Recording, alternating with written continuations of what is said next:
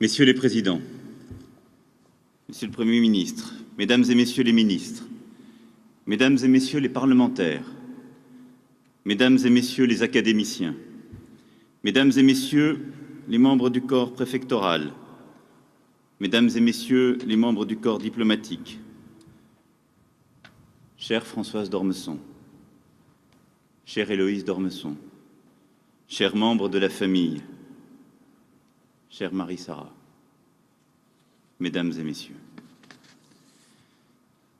si claire est l'eau de ces bassins qu'il faut se pencher longtemps au-dessus pour en comprendre la profondeur. Ces mots sont ceux d'André Gide, écrits dans son journal à propos de la Bruyère. Ils conviennent particulièrement à Jean d'Ormesson, car plus qu'aucun autre, il aima la clarté, celle des eaux de la Méditerranée dont il raffolait, celle du ciel d'Italie, celle des maisons blanches de Simi, cette île secrète des écrivains, celle des pentes enneigées et éclatantes, où il aimait à skier, comme celle des criques de la côte turque, inondée de soleil. Ne fut-il pas, lui-même, un être de clarté? Il n'était pas un lieu, pas une discussion, pas une circonstance que sa présence n'illumina. Il semblait fait pour donner aux mélancoliques le goût de vivre et aux pessimistes celui de l'avenir. Il était trop conscient des ruses de l'histoire pour se navrer des temps présents. Et sa conversation, elle-même, était si étincelante qu'elle nous consolait de tout ce que la vie, parfois, peut avoir d'amer. Jean d'Ormesson fut ainsi cet homme entouré d'amis, de camarades, offrant son amitié et son admiration avec enthousiasme, sans mesquinerie. Ce fut un égoïste passionné par les autres. Sans doute son bréviaire secret était-il les copains de Jules Romain, auquel il avait succédé à l'Académie française. Berle, Caillois, Hersch, Mort, Déon, Marceau, Reims, Sureau, Rouard, Deniot, Fumaroli, Nourricier, Orsena, Lambron, Houbert, je ne peux les citer tous. Mais cette cohorte d'amis, ce furent des vacances, des poèmes récités, de la liberté partagée. Pour ceux qui l'accompagnaient jusqu'au terme ultime, sa présence et sa parole furent des baumes incomparables. Comme son cher Chateaubriand le disait de Rancé, on croyait ne pouvoir bien mourir qu'entre ses mains, comme d'autres y avaient voulu vivre. Cette grâce lumineuse, contagieuse, a conquis ses lecteurs qui voyaient en lui un antidote à la grisaille des jours. Paul Morand disait de lui qu'il était un gracieux dévorant, rendant la vie intéressante à qui le croisait. C'est cette clarté qui d'abord nous manquera et qui déjà nous manque en ce jour froid de décembre. Jean d'Ormesson fut ce long été auquel, pendant des décennies, nous nous sommes chauffés avec gourmandise et gratitude. Cet été fut trop court et déjà quelque chose en nous est assombri.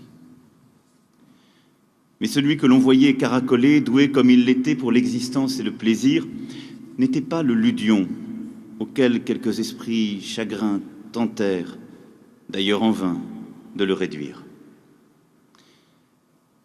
La France est ce pays complexe où la gaieté, la quête du bonheur, l'allégresse, qui furent un temps les atours de notre génie national, furent un jour, on ne sait quand, comme frappés d'indignité.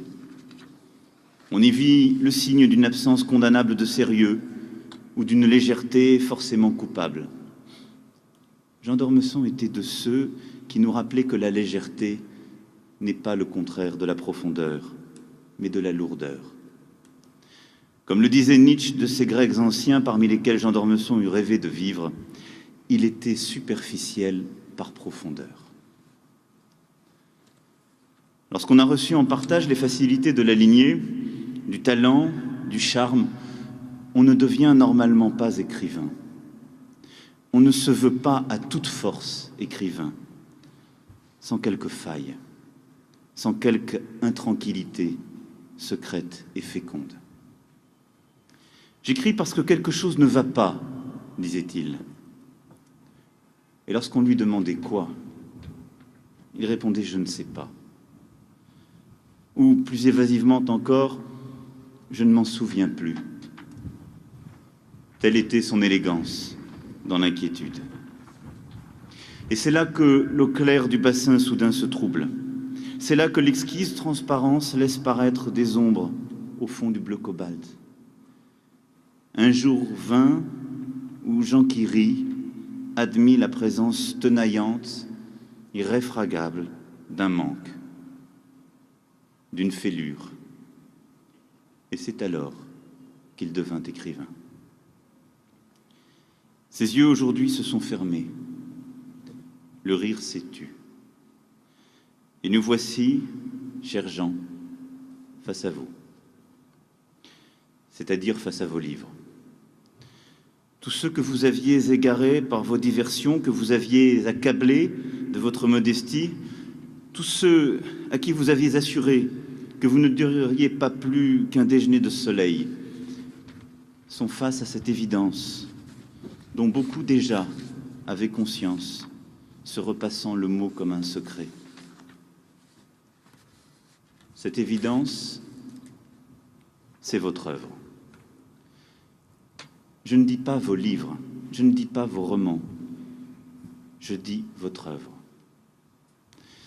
Car ce que vous avez construit avec la nonchalance de qui semble ne pas y tenir, se tient devant nous, avec la force d'un édifice où tout est voulu et pensé, où l'on reconnaît à chaque page ce que les historiens de l'art appellent une palette, c'est-à-dire cette riche variété de couleurs que seule la singularité d'un regard unit. La clarté était trompeuse. Elle était un miroir où l'on se leurre. Et le temps est venu pour vous de faire mentir votre cher Toulet. Que mon linceul au moins me serve de mystère, écrivait-il. Votre linceul, lui, désormais, vous révèle. Nous devrons, pour vous entendre, à présent tendre l'oreille. Et derrière les accords majeurs, nous entendrons, comme chez Mozart, la nuance si profonde des accords mineurs. Ce que votre politesse et votre pudeur tentaient de nous cacher, vous l'aviez mis dans vos livres. Et ce sont les demi-teintes, le sfumato subtil, qui vont à présent colorer la surface claire. Ce sont ces 1000 couleurs qui flottent comme sur de la moire, celles précisément dont Cocteau parlait en essayant de qualifier les blancs de Cézanne. Nous ne vous découvrirons ni triste, ni sombre. Mais derrière votre ardeur, nous saurons voir une fièvre. Derrière vos plaisirs, une insatisfaction. Et derrière votre bonheur, quelque chose d'éperdu, de haletant, qui nous touche en plein cœur. Nous entrerons dans le secret de cette âme qui s'est si longtemps prétendue incrédule pour comprendre qu'elle ne cessa d'embrasser le monde avec une ferveur mystique, débusquant partout, au cœur de son ordre improbable et évident, ce Dieu, au fond si mal caché, dont vous espériez et redoutiez la présence, et qui peut-être, dans quelque empyrée, vous dit enfin: la fête continue.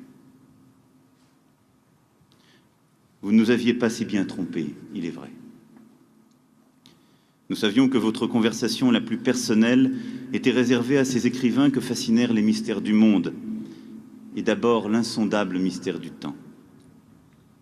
Cheminer avec Saint-Augustin, Chateaubriand, Proust, c'est n'être point dupe des arcanes de la vie. S'entretenir par-delà la mort avec Caillois, Perle ou votre père, s'effrayer dans des contrées parfois austères où vous alliez nourrir la force de vos livres. C'est dans ces confrontations intimes que vous alliez puiser cette énergie incomparable. Contrairement à Chateaubriand, encore lui, qui se désespérait de durer, Vous avez cru qu'en plongeant au cœur des abîmes de la vie, vous trouveriez la matière revigorante et universelle de livres où chacun reconnaîtrait sa condition, où chacun se consolerait de ses contradictions. Et pour cela, vous avez inventé, presque sans la chercher, cette forme nouvelle tenant de l'essai, de l'entretien, de la confession et du récit. Une conversation tantôt profonde, tantôt légère, un art libertin et métaphysique. C'est ainsi que vous avez noué, avec les Français et avec vos lecteurs dans tant de pays, une relation particulière, une proximité en humanité qui n'était qu'à vous. Le courage de l'absolu dans la politesse d'un sourire, c'est cela votre œuvre. Elle vous lie à Montaigne, à Diderot, à La Fontaine et Chateaubriand, à Pascal et Proust. Elle vous lie à la France, à ce que la France a de plus beau et de plus durable, sa littérature. C'est le moment de dire, comme Mireille à l'enterrement de Verlaine, « Regarde, tous tes amis sont là. Oui, nous sommes là, divers par l'âge, par la condition, par le métier, par les opinions politiques et pourtant profondément unis par ce qui est l'essence même de la France, l'amour de la littérature et l'amitié pour les écrivains. Et ce grand mouvement qu'a provoqué votre mort, cette masse d'émotions derrière nous, derrière ces murs, autour de nous et dans le pays tout entier, n'a pas d'autre cause. À travers vous, la France rend hommage à ce que Rinaldi appelait la seule chose sérieuse en France, si l'on raisonne à l'échelle des siècles.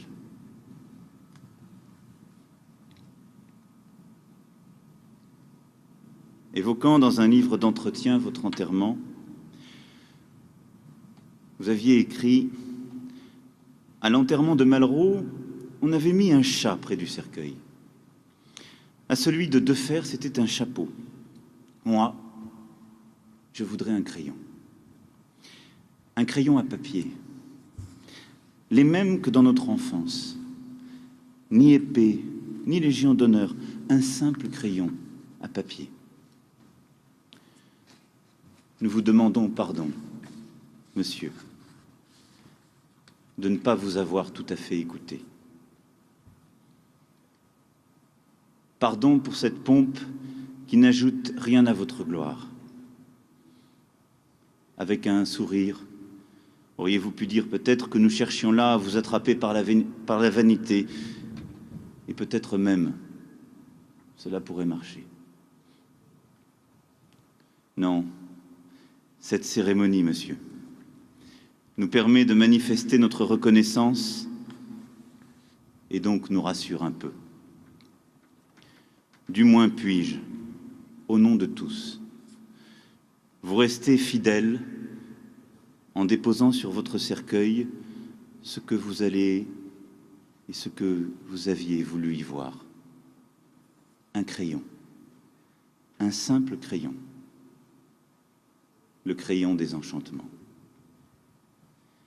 Qu'il soit aujourd'hui celui de notre immense gratitude et celui du souvenir. Je vous remercie.